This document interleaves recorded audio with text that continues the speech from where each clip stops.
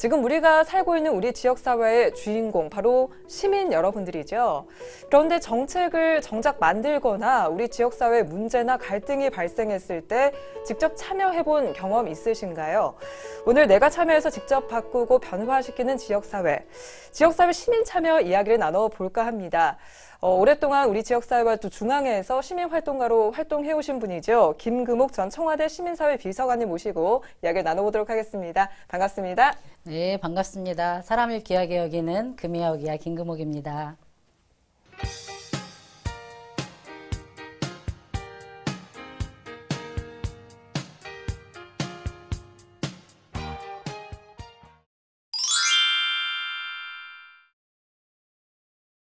오늘 우리 시민 참여 관련한 이야기를 해볼 텐데 참여 민주주의 이런 표현도 있어요. 이 참여 왜 중요하다고 생각하시나요? 그 시민들의 참여는 주권을 행사하는 일이기 때문에 매우 중요한 일입니다. 우리들의 삶을 결정하는 정책이라든가 행정 과정에 지금 참여하는 시민들이 되게 많아지고 있습니다.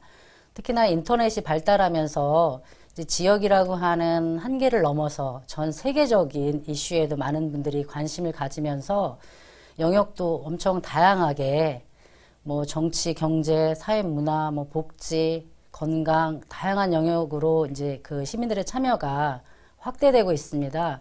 그리고 또 이런 그 시민들이 참여를 하면서 많은 의견들을 내고 있지만 정부나 국회가 이걸 다 수렴해서 해결할 수 없기 때문에 이 문제를 해결하는 데까지도 시민들이 직접 참여하고 나서고 있고요. 그거를 조직적으로 하는 게 바로 시민단체인데 이 시민단체에도 많은 분들이 참여하고 있습니다. 또 시민들의 참여도 예전에 비하면 많이 많아졌죠. 높아진 것 같아요. 네. 그 참여하는 방식이 이제 다양하게 많아졌기 때문에 직접적으로 참여하는 것도 있지만 온라인이나 이런 방법으로 참여하는 분들도 많습니다. 그래서 우리가 그 시민이 참여하는 방식에는 우리가 많이 봤던 시위도 있고 민원을 막 내시는 경우도 있고 공청회에 참여한다거나 아니면 그 감사를 청구하기도 하고 그런 다양한 방식으로 시민들이 자기 의견들을 내고 있고요. 최근에는 이제 문재인 정부 들어와서는 청와대 그 청원 게시판을 활용하고 거기에 참여하는 시민들이 많이 지금 늘어나고 있잖아요. 네. 근데 이 시민들의 참여는 때로는 정부를 견제하는 세력으로 때로는 정권을 바꿔내는 지난 촛불에 참여했던 수많은 시민들은 바로 이렇게 정권을 바꿔내는 그런 강력한 영향력을 행사하기도 하고 있고요. 올해가 또 3.1운동 100주년 그리고 민주공화국 100년이 되는 해입니다. 지금까지 우리나라의 100년 동안의 민주공화국의 역사에서 이 민주주의를 지키고 갖고 온 것도 바로 이런 시민 참여로 이루어졌다라고 생각을 합니다. 어떻게 보면 또 그런 중요한 정책에 대해서 시민들이 자신의 의견을 표현할 수 있는 방법 중에 하나가 또 공론화위원회가 아닐까 이런 생각이 들거든요. 네, 이제 공론은 많은 사람들의 의견을 수렴하고 모아내는 건데요. 제가 청와대에서 일할 때 바로 신고리 오르코기 이를 가동할 거냐 말 거냐라고 하는 큰 국가적인 문제를 이 공론이라는 방식을 제안해서 큰 의미 있는 그런 성과를 냈던 경험을 갖고 있습니다.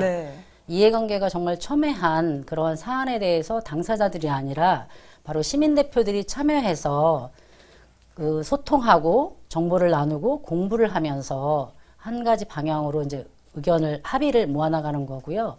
그 합의한 결과에 대해서 상대방이 승복을 할 수 있었다라고 하는 것이 이 공론화위원회에서는 긍정적인 평가인데요.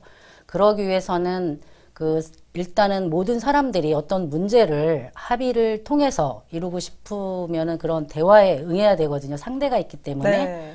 그러려면 좀 굉장히 높은 시민의식이 또 필요합니다. 그래서 그런 분들이 참여해서 그 과정에 대한 관리가 철저하게 되지 않으면 좀 불공정하다라고 하면 그 합의의 틀에서 누군가가 나가면 이 합의가 또 이루어질 수 없는데 그렇게 그 이해관계나 생각이 다른 사람들이 그 과정을 거치면서 또 충분히 상대방의 말을 경청하면서 자기 주장을 수정해 나가면서 이 의견을 만들어냈다라고 하는 게 다 의미 있는 일인 것 같아요.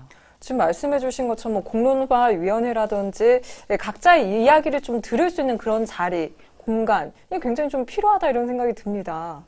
예, 그 시민의 참여와 그 사회적 합의를 통해서 사회 문제가 해결될 때 그게 실효성도 높여나가고 그리고 사회가 발전하는 원동력이 될 수 있습니다.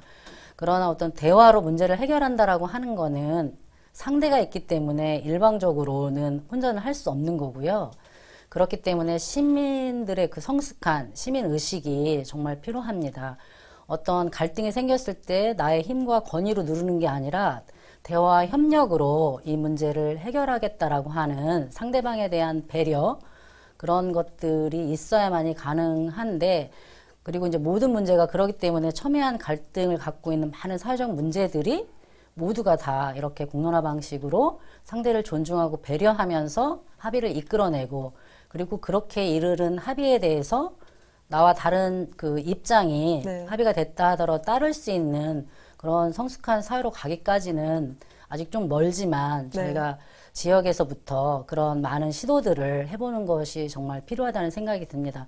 그러니까 저 같은 경우도 이제 시민운동을 오랫동안 하다 보니까 이런 사회적 갈등 문제를 해결해야 되는 일선에서 많이 나설 기회가 많았기 때문에 이런 갈등 해결, 그 전문가 교육을 저도 받았습니다. 받으면서 우리 사람이라고 하는 거는 일상을 살아가면서 더불어 함께 살기 때문에 많은 갈등에 직면하게 되고, 그게 이제 사적인 갈등도 있고, 그게 어떤 집단과 집단 간의 갈등일 수 있고, 지역 간의 갈등일 수도 있고, 그 갈등의 이제 범주가 더 확대될 수 있는데, 이제 그러한 문제를 해결할 때 정말 그 상대방의 이익과 그런 거를 지켜주지 않으면 나의 이익도 보장받을 수가 없다라고 하는 거를 많이 배우게 됐고, 나와 다른 사람과 어떻게 대화하고 협력하면서 평화롭게 함께 살아갈 것인가 라고 하는 것이 저희가 했던 이제 시민운동의 중요한 방향 중에 하나였어요.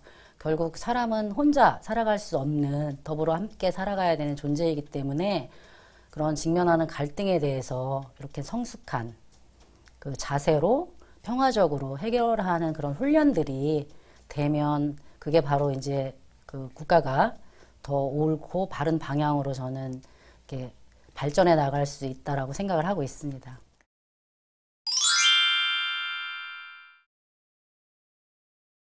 앞서서 얘기해 주셨지만 시민운동가로 오랫동안 지금 활동을 해 오셨잖아요. 전라북도 1세대 시민운동가라고 이렇게 표현해도 될지 모르겠는데 지역사회부터 중앙으로까지 쭉 이렇게 활동을 이어가고 계세요. 시민활동가, 운동가 일단 표현은 어떤 게 더 편하신가요? 시민활동가, 시민운동가 이런 얘기도 과거에는 많이 했고 지금은 이제 사회 디자이너라는 말도 많이 쓰고 있습니다. 그리고 또 정부가 아니니까 NGO 활동가, 비정부 기구에서 활동하는 사람, 다양한 말들이 있는데 그 사회 디자이너라고 하는 말이 전 참 좋은 것 같습니다. 이제 우리 사회가 어떤 식으로 훨씬 더 밝고 그 다음에 더 공정하고 평등하고 평화로운, 그리고 서로의 안전과 서로의 이런 삶을 존중하고 지켜주는 그런 조금 밝은 사회로 갈 것이냐라고 하는 거를 디자인하는 사람이라고 하는 뜻으로 저는 사회 디자이너라는 말이 좋은 것 같아요. 그렇군요. 네. 지금의 전북 여성단체연합의 전신이라고 할 수 있을 것 같은데 전북 민주여성회 창립 간사를 맡으신 적 있으시죠? 졸업을 하면서 이제 전북 지역의 여성 인권 문제를 다루는 그런 이제 회원들이 참여할 수 있는 전북 당시 민주여성회라고 하는 단체를 같이 만들어서 그 창립 멤버였고요. 거기에 이제 초대 실무 활동가로 활동을 했습니다. 근데 그때 당시에는 제가 88년도 2월에 졸업을 했는데요. 그때 이제 13대 대통령 선거가 있었고 그 겨울에 우리 전북에 있는 여성들도 그때는 막 선거가 너무 혼탁했기 때문에 공정한 선거가 되도록 우리가 공정선거 감시운동을 많이 했었습니다. 근데 그 선거가 끝나고 우리 여성들이 흩어지지 말고 지속해서 우리 어떤 성차별 문제나 지역사회 문제, 그리고 인권 문제나 우리 사회가 이렇게 민주적으로 발전하는데 기여하는 여성들의 단체를 만들자라고 하면서 이제 그때 만들었던 단체가 전북 민주여성회고, 그 민주여성회에 있었던 작은 소모임들이 지금 여성의 전화, 참교육 학부모회, 여성 노동자회 이런 식으로 또 분화해서 발전하면서 이제 93년도에 전북 지금의 여성단체 연합이라는 연합체로 다시 또 이렇게 만들어졌어요.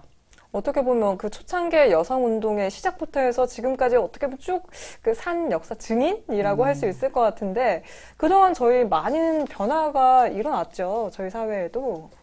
그렇죠. 초창기에 저희가 처음 할 때는 여성이 85년도에 그러니까 한국 여성단체 연합이 창립했던 거는 제가 이제 아까 이 전북 여성단체 연합에서 사무처장으로 활동을 하다가 2004년부터는 바로 본부인 한국 여성단체 연합에 가서 그러니까 정책국장과 사무처장과 그리고 상임 대표까지 그렇게 또 그 많은 또 책임과 역할을 다할 수 있는 기회를 가졌었는데요. 이 한국 여성단체 연합은 올해로서 32년째 된 전국의 28개, 7개 지부와 28개 회원단체를 갖고 있는 우리나라에서 가장 큰 여성 인권 운동을 한 단체예요. 여성 단체들은 또 많이 있지만 이제 그곳에서 처음에 이제 25세, 85년만 해도요. 여성은 25살이 되면 조기 정년 퇴직을 해야 되는 25살이요. 네, 그런 네. 믿어지지 않죠? 그런 네. 제도가 있어서 그런 제도의 부당함을 알리고 그런 제도를 바꿔내는 운동을 시작하면서 또 이런 조직이 만들어지기도 했는데요. 그것과 더불어서 또 여성 인권 3법이라고 하는 성매매 방지법, 가정폭력 방지법, 그리고 그 성폭력 예방법 이런 모든 법률이라고 하는 그다음에 모성보호라든가 여성들에게 필요한 많은 그런 권익에 관련한 법률들이 다 중요하게 저희 이제 여성 운동의 성과로 만들어졌고요. 뭐 어떻게 보면 성매매 방지법 마련할 네, 때 네. 당시 대책위원회 활동을 하셨었죠. 네, 성매매 방지법은 바로 우리 지역에서 있었던 사건 때문에 만들어진 중요한 그런 법이고요. 저는 이제 이 법과는 저는 또 뗄 수 없는 그런 또 관계가 있습니다. 2000년과 2001년도에 우리 군산 대명동과 계복동에서 화재 네. 사건으로 네. 많은 여성들이 숨지는 일이 있었어요. 네. 근데 그때 지역에 우리가 그 여성운동 단체가 만들어져 활동하고 있지 않았다면 이 사건은 단순히 그냥 화재로 사건으로. 네. 사람들이 화재로 숨진 사건으로 끝났을지 모르는데 네. 저 여성단체들이 활동을 통해서 그 현장이 바로 여성들이 성매매로 감금된 채 그곳에서 그렇게 성노예로 살아가고 있었던 현장이 이 사건의 본질이라고 하는 거를 이제 밝혀내면서 네. 우리 사회가 그때 엄청난 그 분노와 막 실망과 많은 그런 자괴감으로 많은 사람들이 힘들어요. 저도 많이 힘들었거든. 제가 그 시대를 살아가는 같은 이 시기에 그때 당시에는 이제 제가 더 젊었으니까 그죠. 이렇게 네. 젊은 내 또래 여성들이 성노예로도 감금돼서 살고 있는 것이 바로 내 이웃에서 내 옆에서 있었다는 게 저도 충격이었고요. 그래서 이제 그런 활동을 하면서 이제 전국적으로 저희가 이 운동을 지역의 뭐 종교단체 그리고 시민사회단체 다양한 단체들 지식인들이 총망라해서 대책위를 꾸렸고 이제 이러한 문제에 대한 사회적 책임을 져야 될 사람은 책임을 물어야 되고 그리고 이거를 더 이상 또 예방하기 위한 법제도가 만들어져야 된다라고 하는 그런 여론 작업을 통해서 이제 전 국민적인 그러니까 지지를 받았죠. 그러면서 이게 2004년도에 제가 이제 전북에서 그런 운동을 했는데 2004년도에 한국여연으로 가서 활동하게 된 그 해에 이제 드디어 이 법이 국회를 통과해서 성매매 방지법이 제정이 됐는데요.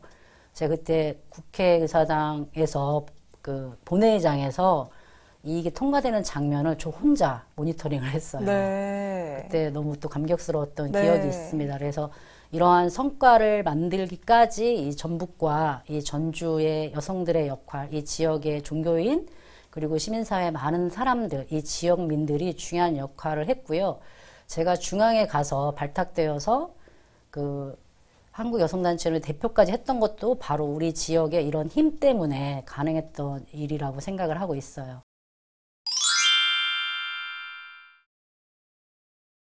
어떻게 보면 이런 많은 활동들이 있었기 때문에 지금 우리가 조금은 좀 살아가기 좋은 그런 사회가 되지 않았나 이런 생각이 듭니다. 이런 변화를 이끌어 가는데 지금 말씀하신 것처럼 뭐 중앙에 앞서서 지금 뿌리부터 지역 사회에 어떤 여성들의 활동이 있었기 때문에 지금의 모습이지 않을까 이런 생각도 들거든요. 네, 맞습니다. 저는 이제 오랫동안 또 활동을 하면서 끊임없이 제가 매번 확인하고 느끼고 그렇게 하고 있는 것들이 바로 이 현장에 항상 답이 있다라고 하는 거고요. 바로 이 현장에 살고 있는 사람들, 우리 풀뿌리 지역에 일구고 있는 사람들이 이런 사회적인 문제에 참여하고 이제 그런 문제를 해결해 나가면서 우리 지역을 튼튼하게 할 때 이제 우리 사회가 거꾸로 가는 일은 또 없고 또 우리 지역도 훨씬 더 발전한다라고 하는 거를 매번 이제 느끼게 됩니다. 그래서 정말 어디보다도 이 지역이 정말 중요한데 우리가 지역이라고 하지 않고 뭐 지방과 중앙이라고 임의적으로 분리하면서 지역을 소외시킨다거나 차별하는 그런 말들도 알게 모르게 또 쓰기도 하고 스스로도 쓰기도 하는데 저는 그렇지 않고 우리는 서울에서 이제 전국 조직이었기 때문에 서울도 서울 지역이다. 서울은 그렇죠. 중앙이고 전주는 지역이 아니다라고 네. 하는 거를 매번 제가 또 강조를 많이 하면서 일을 했었고요.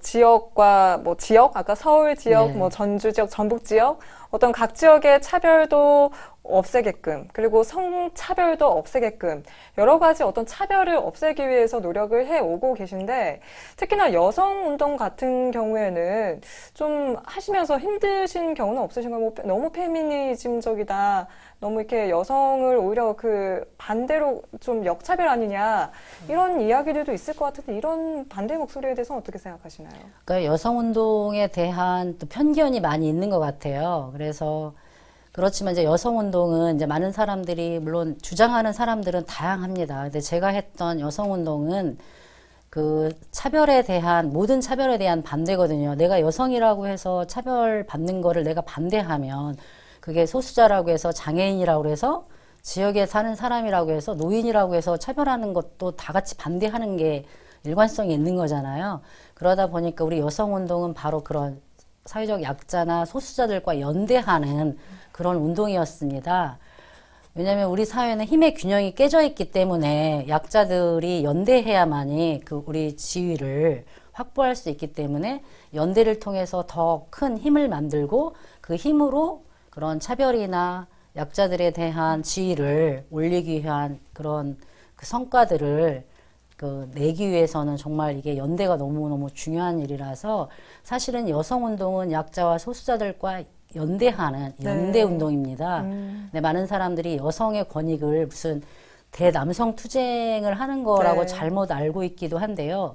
전혀 그렇지 않은 거고 제가 했던 여성운동은 바로 그런 연대의 힘을 확인하는 운동이었습니다. 그러나 지금 보면 또 다양한 페미니스트들이 출연하면서 그들이 주장하는 목소리들이 많아요. 그래서 저는 이제 그 모든 목소리를 다 동의하진 못하지만 우리가 사회적으로 나오는 많은 목소리에 좀 기울일 필요는 있다라고 생각을 합니다. 그런 목소리에 귀를 기울이다 보면 그들이 왜 저런 말을 하는지 이해가 될 수 있고 그 목소리 안에는 결국은 나의 문제도 저 문제가 해결됐을 때 내 문제도 해결될 수 있다라고 하는 지점들을 또 찾게 되는 그런 또 장점도 있는 것 같아요. 어떻게 보면 지금 말씀해 주신 것처럼 현장에서 활동하시면서 오랫동안 시민 활동가로, 뭐 시민 디자이너로 활동을 해 오셨는데, 그렇게 되면은 당시에는 정책을 오히려 좀 비판하고 이렇게 좀 감시하는 역할이었다면 청와대 시민사회 비서관을 하실 때 오히려 정책을 좀 조율하고 다루는 입장이셔서 입장이 조금은 달라지셨을 텐데 그런 부분에 대해서는 어떻게 잘 조율하셨나요? 네, 진짜 그거는 또 약간 힘든 과정이기도 했고 엄청 보람을 느끼는 과정이기도 했습니다. 어쨌든 시민운동 영역은 어떤 신념과 가치의 영역이기 때문에 그 약자들의 편에 서야 된다라고 하는 그런 신념과 가치, 오름에 또 뭐 이렇게 평화의 입장에 서야 된다는 입장을 가지고 사람들을 대변해 왔다면 그런 거를 이제 청와대에서 제가 일할 때는 공무를 하는 거기 때문에 그곳은 신념이 아니라 바로 책임을 다해야 되는 그런 자리이기 때문에 내 생각이 이렇다고 주장해서는 결코 일을 할 수가 없는 곳이었죠. 그래서